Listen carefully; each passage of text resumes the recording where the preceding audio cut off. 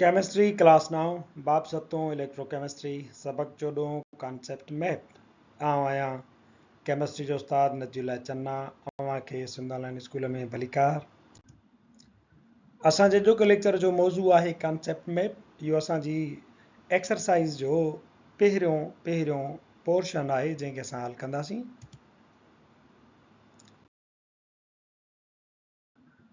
असीं जेको chapter 7 electrochemistry पढ़ियोसीं हुन जो कॉन्सेप्ट मैप मुख़्तसरन ही ॾिनल आहे।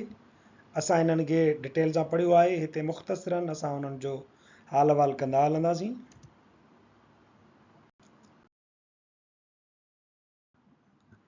Electrochemistry deals with the electrochemical cells, electrochemical reactions and electrolytes. Electrochemistry यानी बरकी कीमिया जो ताल्लुक मुख्य तौर ते टिनि शयुनि सां आहे। हिकिड़ो इलेक्ट्रोकेमिकल सेल्स, बरकी कीमियाई सेल।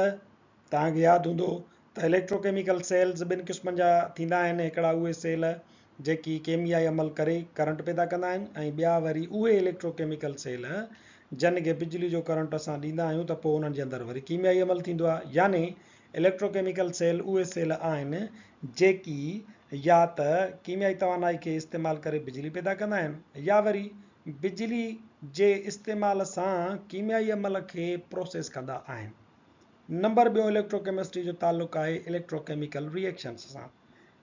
बरकी कीमिया केमिस्ट्री जी अहिड़ी शाखा आहे जेकी बरकी कीमियाई अमलनि सां ताल्लुक़ु रखे थी। बरकी कीमियाई अमल यानी बिजली ऐं कीमियाई तवानाईअ ते थींदड़ जेकी बि कीमियाई अमल आहिनि उहे सभु असां इलेक्ट्रोकेमिस्ट्री में पढ़ंदा आहियूं। जीअं असां इलेक्ट्रोकेमिकल सेल्स जे बारे में पढ़ियोसीं त बिजलीअ जी मदद सां कीमियाई अमल थियनि या कीमियाई अमलनि जी मदद सां बिजली पैदा थिए। इन्हनि क़िस्मनि जे कीमियाई अमलनि खे इलेक्ट्रोकेमिकल रिएक्शन्स चइबो आहे। नंबर 3 इलेक्ट्रोकेमिस्ट्री जो ताल्लुक़ु आहे इलेक्ट्रोलाइट सां। इलेक्ट्रोलाइट यानी अहिड़ा सॉल्यूशन्स जेके बर्क़ पाश हुजनि, अहिड़ा सॉल्यूशन्स जिन मां बिजली जो करंट क्रॉस करे ऐं उहे पाण जेके आहिनि आयन्स में टुटल हुजनि तॾहिं ई उन्हनि मां बिजलीअ जो करंट क्रॉस करे सघंदो आहे। जन सॉल्यूशन्स मां या जन रिजल मुरकबनि मां जेकॾहिं बिजली जो करंट पास नथो करे त उन्हनि खे नॉन इलेक्ट्रोलाइट सॾिबो आहे।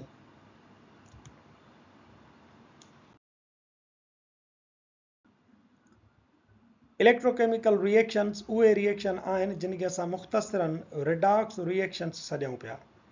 रिडॉक्स रिएक्शन्स उहे रिएक्शन हूंदा आहिनि जेकी बिजलीअ वारी तवानाईअ खे कीमियाई तवानाई में तब्दील कंदा आहिनि या वरी कीमियाई तवानाईअ खे बिजलीअ वारी तवानाई में तब्दील कंदा आहिनि। रिडॉक्स रिएक्शन्स हिकिड़ो अधु अधु रिएक्शन आहिनि जिन जो मुकमल नालो हिकिड़ो नालो रिडॉक्स आहे। जेकॾहिं उन्हनि खे मिलाइजे त हिकिड़ो कंप्लीट रिएक्शन थींदो जंहिंखे चइबो आहे रिडॉक्स रिएक्शन। रिड वरितल आहे रिडक्शन मां, ऑक्स वरितल आहे ऑक्सीडेशन मां। इहे ॿई जॾहिं गॾु थींदा आहिनि तॾहिं हिकिड़ो कंप्लीट रिएक्शन थींदो आहे ऐं को बि अधु रिएक्शन कंहिं ॿिए अधु रिएक्शन खां सवाइ थी न आहे सघंदो। Electrolyte it consist of ions and conduct electricity. Electrolyte ions ते मुश्तमिल हूंदो आहे यानी अहिड़ो ॻार या अहिड़ो रिजल मुरकब जेको आयन्स में टुटल हुजे ऐं पाण मां बिजलीअ खे गुज़ारे सघे त उनखे चइबो आहे इलेक्ट्रोलाइट। मिसाल जे तौर ते तेज़ाबनि, असासनि या लूणनि जा आबी ॻार। कंहिं बि लूण खे तव्हां पाणी में ॻारियो त इलेक्ट्रोलाइट थी वेंदो। कंहिं बि बेस खे तव्हां पाणी में ॻारियो त उहो बि इलेक्ट्रोलाइट थी वेंदो। कंहिं बि तेज़ाब खे जेकॾहिं पाणी में मिलायो था त उहो पिणु इलेक्ट्रोलाइट सॾिबो आहे।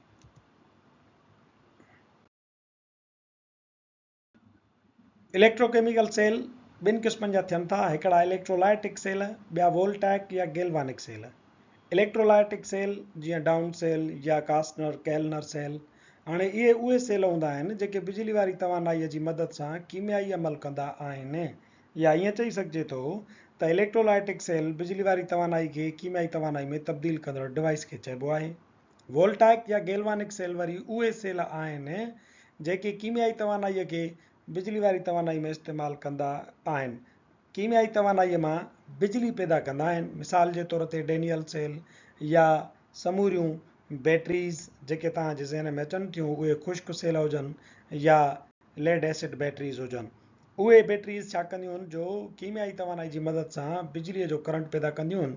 अहिड़ियुनि डिवाइसुनि खे असीं वोल्टाइक या गैल्वानिक सेल सॾूं था।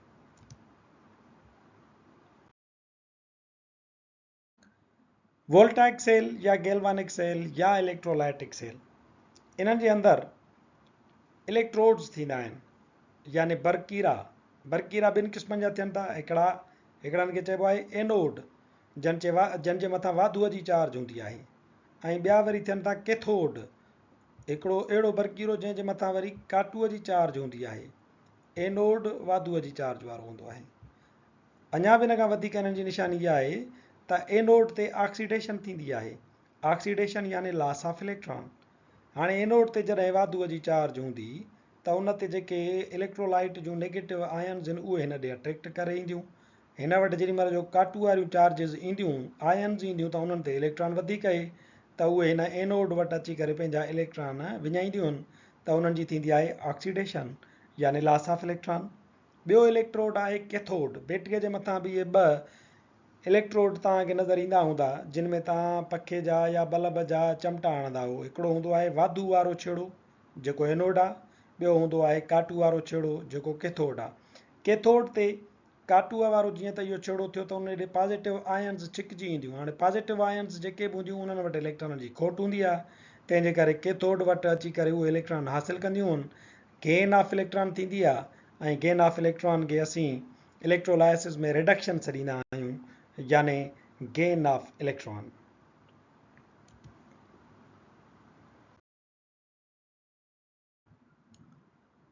ऑक्सीडेशन रिएक्शन जेको एनोड ते थींदो आहे, ऑक्सीडेशन रिएक्शन में छा थींदो आहे, number of an element increases by losing electron. उन में छा थींदो आहे त अहिड़ा आंसर हूंदा आहिनि जिन जो इलेक्ट्रॉन विञाइण जो तादादु वधंदो वेंदो आहे। यानी ऑक्सीडेशन रिएक्शन में आंसर उन्हनि जा एटम पंहिंजा इलेक्ट्रॉन जेके आहिनि उहे विञाईंदा वेंदा आहिनि। Introduction of oxygen is also called as oxidation. कंहिं बि शइ में, कंहिं बि ॿिए आंसर में जेकॾहिं ऑक्सीजन मिले थी त इनखे बि ऑक्सीडेशन चइबो आहे। या वरी removal of hydrogen is also known as oxidation reaction.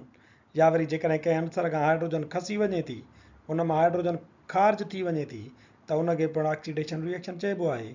उन जे बतौर वरी रिडक्शन रिएक्शन आहे। रिडक्शन में वरी छा थींदो, हिते तो ते ऑक्सीडेशन में लूज़िंग इलेक्ट्रॉन, हिन में थींदो एक्सेप्टिंग इलेक्ट्रॉन। रिडक्शन जंहिं बि आंसर जी थींदी उहो इलेक्ट्रॉन एक्सेप्ट कंदो आहे।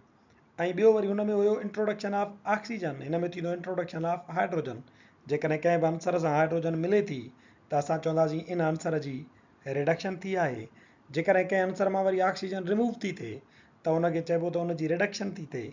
इहे टे डेफिनेशन्स आहिनि जिन जे बुनियाद ते असां ऑक्सीडेशन ऐं रिडक्शन रिएक्शन में फ़र्क़ु कंदा आहियूं।